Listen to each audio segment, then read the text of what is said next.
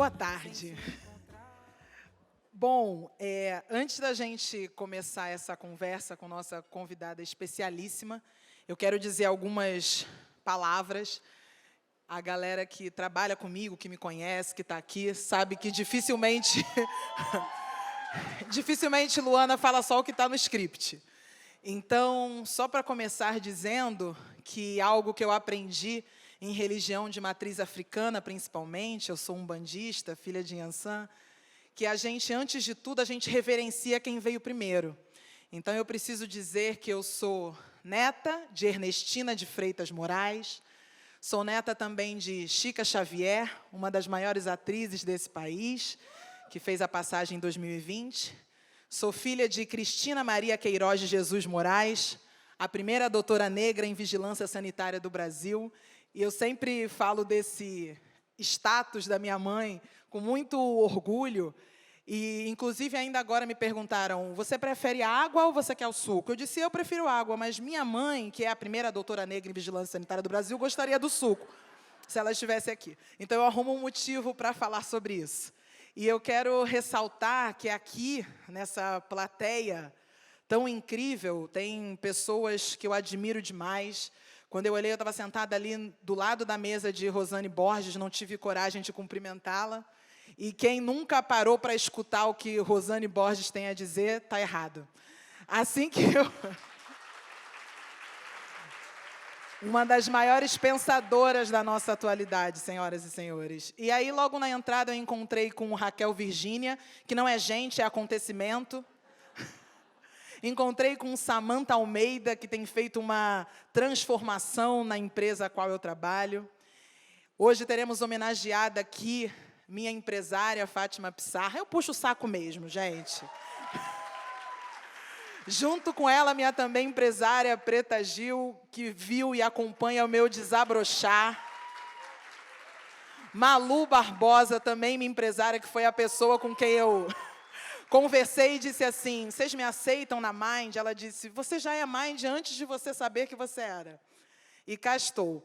E eu também quero destacar, porque eu sou apresentadora do Saia Justa no GNT, e algumas pessoas abriram um caminho muito grande para mim nesse canal, nessa casa, que realmente é a minha casa.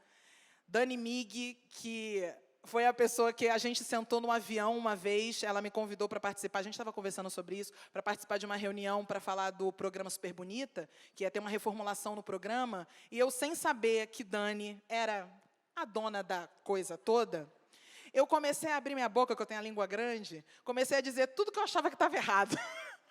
E aí, mas que bom que no final das contas deu certo, porque a Dani está sempre com a escuta muito aberta e realmente me recebeu de braços abertos e foi ela quem me fez o convite para ser uma das apresentadoras do Saia Justa. E junto com ela agora eu tive um encontro de almas com a gerente de marketing do GNT, Ana Cristina Almeida, que eu também sou apaixonada. Dito isso, eu quero falar que o GNT, assim como o Women to Watch, tem se esforçado arduamente para ter uma maior presença feminina e para ter pluralidade em todo o seu trabalho, tanto na frente quanto atrás das câmeras. Então, nós, mulheres, somos muitas. No elenco, nós, inclusive, somos a maioria. E temos 60% aí de mulheres na alta liderança da nossa marca. Agora a gente vai começar de fato, tá, Maria? Mil perdões por essa abertura. Assim, saudar, por favor, minha amiga profissional incrível, atriz maravilhosa, Maria Gal, que está fazendo a apresentação desse evento para a gente. Essa baiana que traz muito dendê e axé nesse sangue. Bom, Maria Homem é uma pessoa que talvez dispensasse apresentações, mas já teve uma apresentação feita pela Maria Gal, maravilhosa, uma psicanalista que faz a gente pensar e repensar a nossa existência, inclusive. Ela fala sobre o amor, ela fala sobre nós, e hoje a gente vai conversar um pouquinho aqui sobre a ideia de ser feliz ou ter razão. E aí eu queria que a gente começasse pensando, e até o final desse nosso bate-papo, que vocês, para saber se depois vocês vão mudar de ideia, mas pensem agora, logo de cara, essa pergunta, o que vocês responderiam se vocês tivessem apenas 15 segundos para responder sobre ser feliz ou ter razão? E aí, até o final do nosso papo, eu vou pedir que vocês repensem novamente e digam assim, continuei com a mesma ideia do início ou não. Maria, você quer falar alguma coisa de abertura? Quer chegar? Eu quero chorar, eu quero rir. Gente, boa tarde, obrigada pelo convite. E, assim, que exuberância, né? Que coisa incrível isso, o desabrochar. Eu queria só marcar essa palavra que você trouxe, que eu acho que isso é o objetivo da gente aqui, né? Desabrochar, isso é da vida. A vida só existe se ela pode, se a semente vai parir, né? Uma outra vida. E, para resumir muito a nossa conversa, as mulheres e outras chamadas minorias majoritárias estavam fora da história. E eu acho que, com o passar dos séculos, a gente entendeu isso e está achando que todo mundo tem o direito de ser. Então, acho que é isso a nossa mesa, né? Isso a nossa conversa. Acho que todo mundo parou, mas a gente está na sobremesa, não é isso que eu entendi? Tá charutos, licores e cigarros. Vamos lá, gente, vai tomar café, fica à vontade que a gente vai bater um papo. Você não quer fazer uma enquete, Luana? Quem quer ter razão e quem quer ser feliz? Boa, né? Porque aqui na pesquisa, na ciência da comunicação, eu faria uma enquete. Levanta a mão, né? Eu acho que então manda vamos bala primeiro aí. no quem prefere ser feliz. Levanta as mãos, por favor. Gente, vocês estão muito alegres. Vocês não estão entendendo nada. Tá muita alegria. E nem teve álcool aqui, gente. Vocês estão alegres? Ou teve alguma mesa que teve direito a álcool e eu não soube? Porque a minha só tinha água e suco mesmo. E gente, é para assumir. Porque eu marquei algumas caras. Se a pessoa levantar a mão de novo agora... vamos lá. Quem tem a coragem de dizer que prefere ter razão? Temos. Teve alguma adesão. Tivemos alguma adesão. Provavelmente, não sei, os escorpianos, talvez. E os cancerianos, como eu, com certeza preferem ser felizes. Logicamente, a gente quer sempre ser feliz. Então, vamos lá. Eu vou começar, então, agora, perguntando o seguinte. Nesse nosso mundo atual, vai parecer um pouco clichê, mas é a realidade. A gente continua numa sociedade que está super polarizada. Então, eu queria saber se faz sentido esse dilema colocado no título, né, desse painel, de ser feliz ou ter razão. Essas dimensões, elas são, de fato, antagônicas na nossa existência? Profundo, né? Então, é o seguinte, o que será ter razão? Primeira coisa, eu vou dividir essa ideia de racionalidade em duas partes, né? Porque, às vezes, a gente pensa ter razão como vencer o outro no argumento. Então, convencer o outro de alguma coisa e ganhar, né? Como se fosse um embate. E aí, assim, será que a gente ganha quando o outro tem uma visão de mundo? Eu não sei, né, gente? Aqui é a arte da persuasão. Então, o que seria a democracia ideal? Seria todo mundo estar de acordo. Seria a gente ver o mundo de uma forma mais ou menos semelhante e traçar um caminho que a gente falasse, para não ir para o abismo, todo mundo tá combinado que a gente está achando que a Terra é assim e que ali pode ter um abismo. Por exemplo, vou pegar um fácil. Guerra nuclear não é uma boa ideia, está todo mundo de acordo? Tudo bem, então, é abismo. Vamos fazer um caminho que é para cá? Vamos fazer uma combinação que seja para outra direção? Então, a gente não quer ter razão em cima do outro pela força. Eu não quero. Eu acho que esse é um debate contemporaníssimo. Qual é o valor da força, por exemplo? Se a gente tiver, vamos dizer, pactuado quanto a isso, e qualquer... Eu estou vendo que aqui, eu achei que ia ter maioria mulheres. Eu fiquei surpresa que aqui tem homens, muitos. Mas não foram convidados. Foi uma coisa... Porque deixaram a porta aberta, gente, foi triste. Não, eu perguntei isso, antes de comentar em público, eu perguntei para quem me trouxe aqui, eles falaram assim, são os maridos, eles quiseram vir. Eu achei essa frase sensacional, gente. Sabe por quê? Porque há 50 anos, e aqueles vídeos, assim, sabe? Aquelas publicidades anos 50, 70 anos, não era o moço que trabalhava no espaço público e a moça que era do espaço privado, a rainha do lar, que estava, assim, passando a casa maravilhosa para esperar aquele homem que chegava naquele carro, né? Não era isso, o esquete? Então, aqui a gente tem os homens acompanhantes, tem crianças, aí as homenageadas vão subir ao palco, eles vão ficar com os filhos, não é isso? Então, isso é transformação social profunda, né? A gente teve, não que usar violência para falar, olha, mulher também é sujeito, negro também é sujeito, trans é sujeito, pobre é sujeito, né? Todos os que estavam fora da lógica macho, branco, hétero, rico, que você pode pensar na República de Atenas, na democracia de Atenas. O que é a República? É a coisa pública de todos aqueles que têm direito a existir. A gente chegou nisso. Não sei se a gente consegue realizar isso, mas a gente chegou nessa ideia. Essa ideia, por si só, ela é revolucionária e ela vai causar micro-revoluções. A cada vez que você também recebe não só essas identidades, como posições de desejo.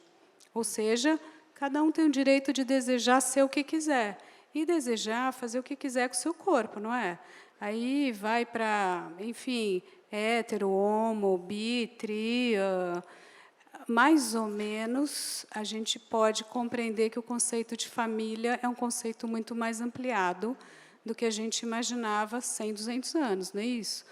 E tudo bem, no Natal de casa, você menina, traz sua namorada, não é isso? E a gente aqui opera imagino eu, que a gente está aqui falando entre amigos, não é isso? E que não tem nenhum conflito com outras concepções de outros grupos que vão dizer Deus, família e derivados. A gente pode louvar os deuses, quaisquer que sejam os deuses, e as autoridades que a gente concebe, e as famílias que a gente concebe. Né? Eu mesma acabei de voltar no primeiro semestre e fui gravar um curso na Itália, e era justamente sobre famílias contemporâneas, no plural. O mundo está pensando isso. Não dá para viver sem, assim, nas melhores famílias tem os maiores laços de amor e de conflito e de polarização. Então, o que é ter razão? É você meter goela abaixo do outro a sua concepção de mundo? Não. Mas, assim, só para fechar a pergunta, Luana, eu falo muito, então a gente tem, viu, gente? A gente está na primeira pergunta e a gente já gastou metade do tempo. Mas, assim, eu acho que eu não quero ter razão em cima de você. Eu quero que a gente possa usar a maravilhosa capacidade racional humana para delinear um projeto de mundo e de vida mais interessante para nós todos ao mesmo tempo. No final das contas, entre ser feliz e ter razão, eu prefiro continuar indo à minha terapia. Então, eu quero agora te perguntar o seguinte. Pode ser que essa seja uma pergunta e que você diga assim, bom, vocês podem comprar meus livros, assistirem minhas lives, ou, de repente, irem ao meu consultório, ou assistirem às minhas aulas. Mas, ainda assim, eu vou fazer a pergunta. Como lidar com as cobranças da sociedade, dessa busca de felicidade, do sucesso, e ainda mais nós, como mulheres, como que a gente faz para lidar com as autocobranças de forma equilibrada? É possível? Falou em autocobrança, vocês já entenderam o que alguém que trabalha com psicanálise vai te dizer, né?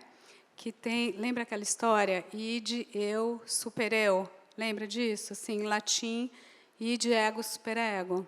E essa palavrinha, superego, ela é muito boa, mas ela é mal traduzida, né? Porque é uma função sobre o eu, né? Über-ich, é um supra-eu.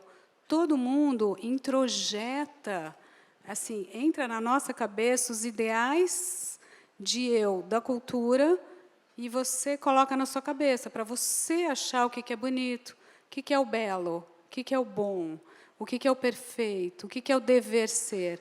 É uma interface, por isso que a gente não é... Eu não sou só isso que vocês estão vendo aqui, nem Luana, nem ninguém. A gente sempre tem uma borda. Então, assim, com perdão da licença poética, todo mundo é um pouco borderline, no sentido de que a nossa borda ela sempre trança com a do outro. Você não é só você, você é toda a tua história, toda a tua filiação. Você se apresenta querendo marcar uma posição. E você fez uma filiação materna, não foi?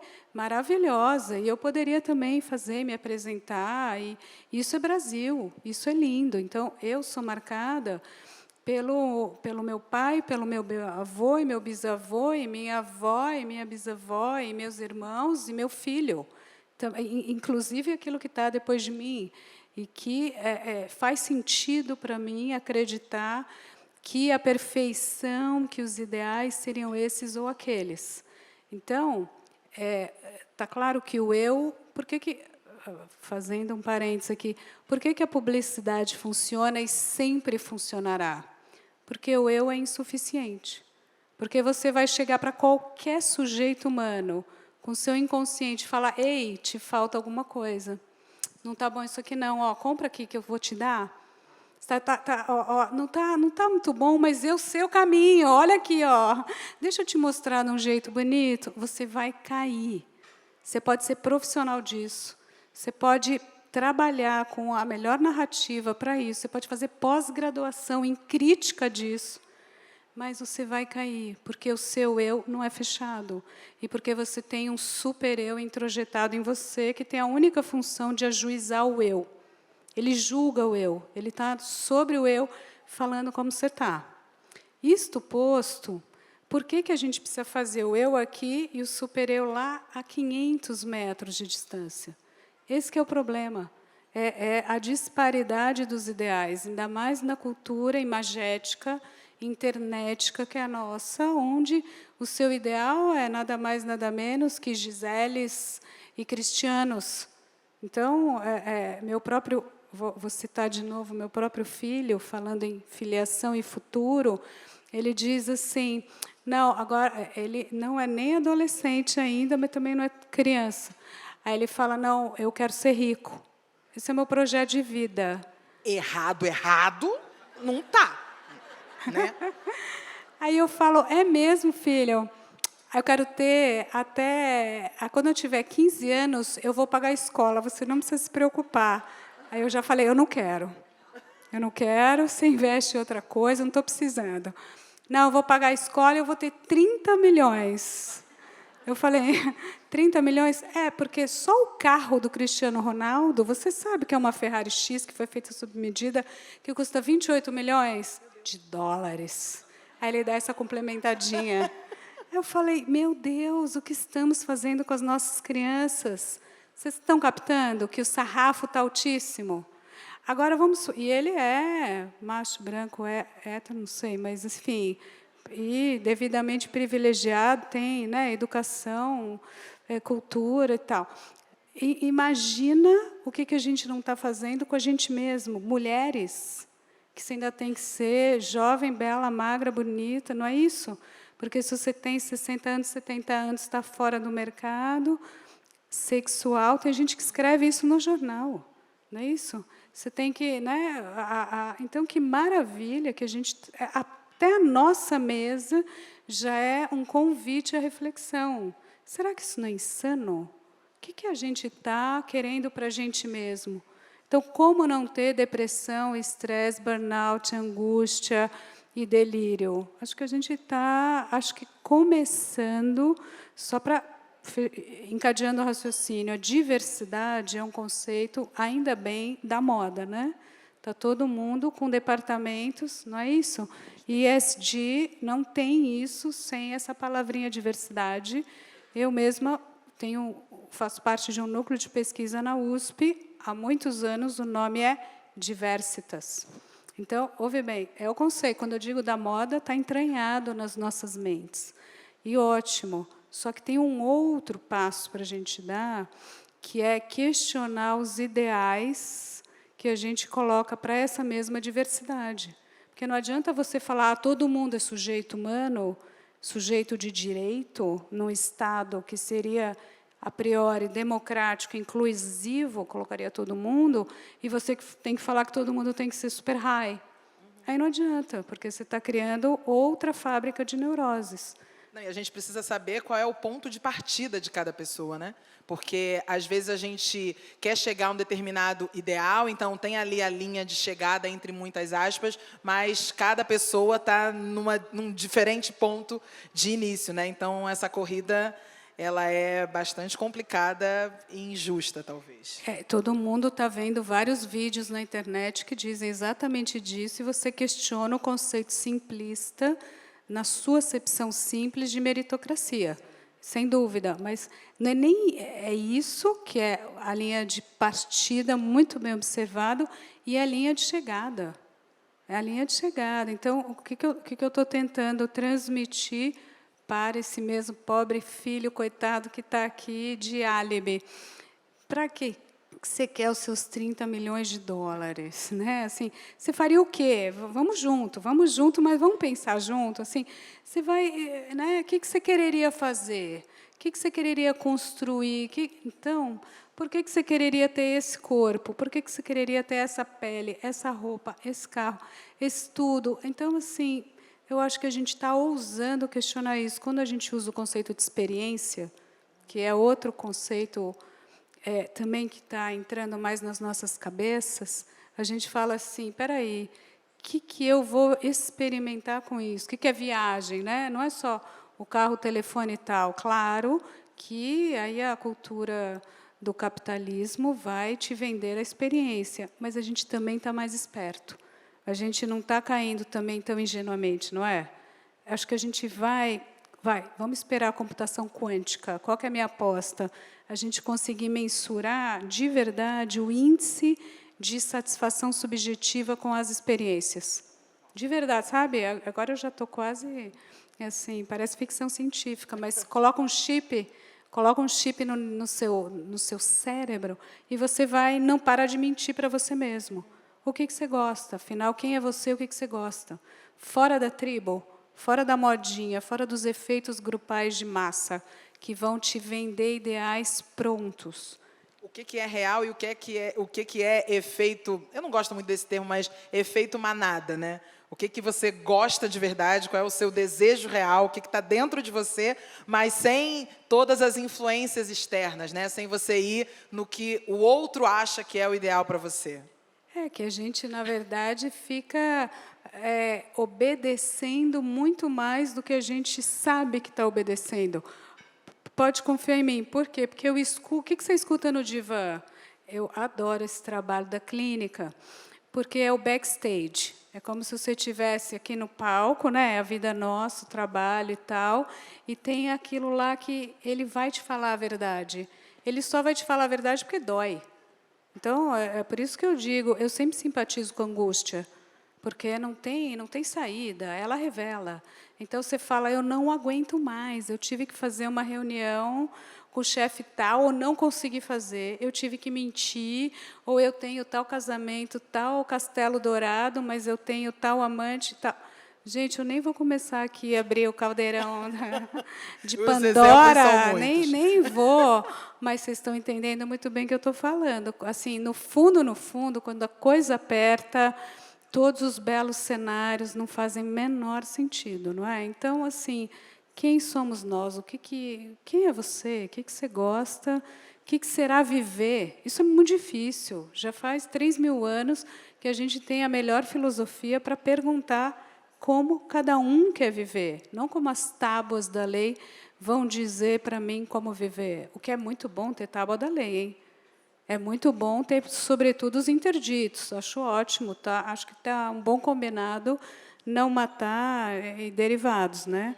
Mas, assim, o viver correto é esse, né? É esse, sei lá, vamos crescer, estudar, trabalhar, acumular, casar, comprar o sítio, o cachorro, a praia, aposentar e morrer. Gente, a vida é tão mais difícil que isso. Muitas camadas, muitas camadas. Bom, como a gente está chegando ao fim, acreditem, o contador aqui... Olha só isso. Aí, eu vou ser agora... Eu que estou errada, tá? No que eu vou fazer agora, porque eu vou trazer uma questão que, com certeza, em 3 minutos e 42 segundos vai ser impossível, mas eu vou lançar mesmo assim, porque é uma dúvida minha, inclusive, né? Falar aqui um pouco sobre síndrome da impostora.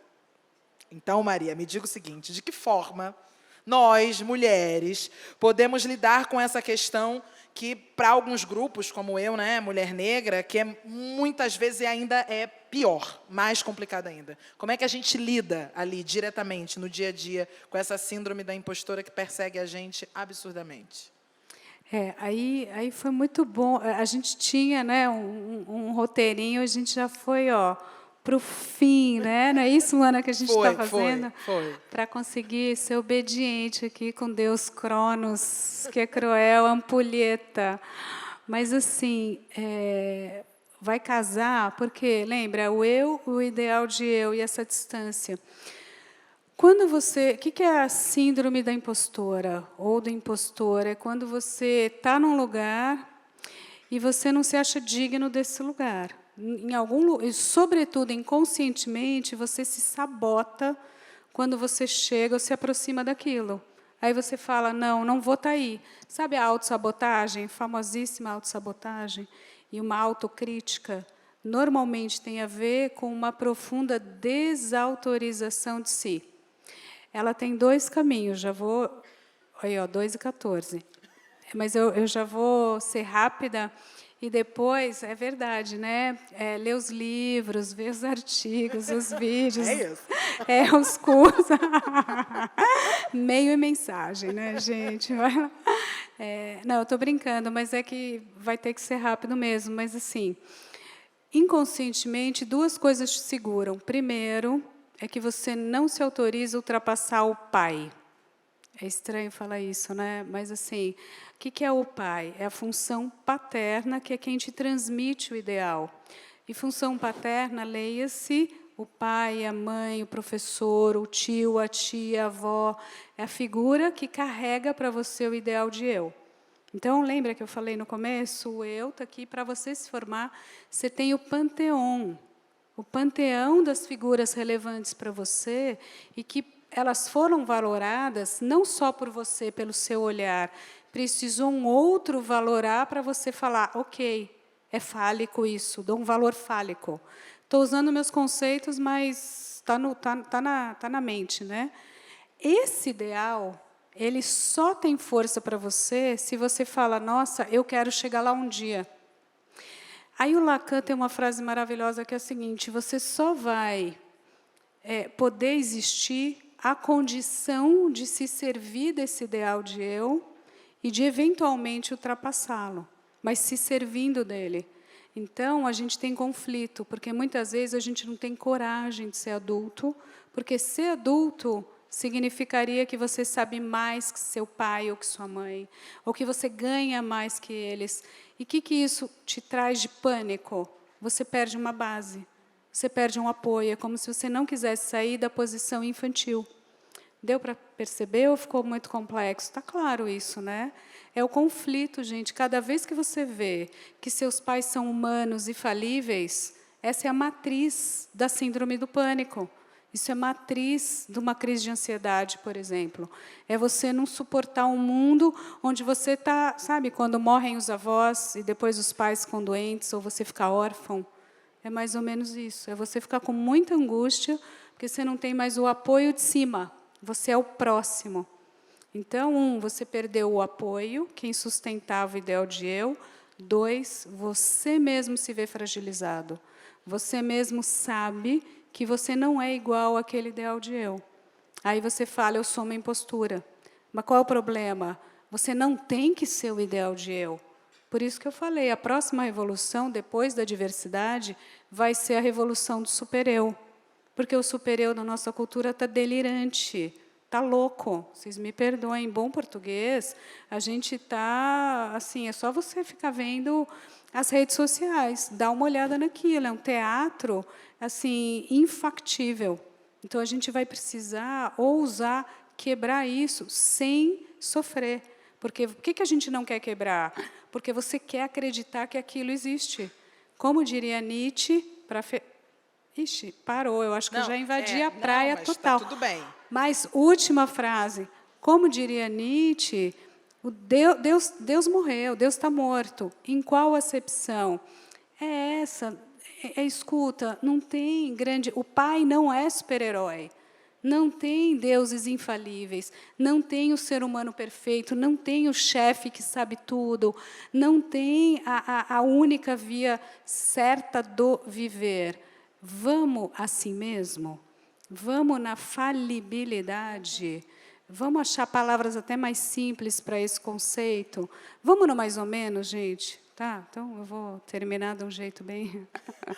Eu acho Vamos que nessa. Maria só fez uma coisa injusta com a gente, né? Porque agora vai começar a premiação e a gente ia querer ficar comentando entre nós na mesa, porque a gente, né, agora a gente estava escutando ela, sobre o que a gente achou sobre tudo, e inclusive para chegar à conclusão se devemos ser felizes ou ter razão. E aí? Continuamos com o questionamento. Obrigada, Maria, por esse papo delicioso. Gente.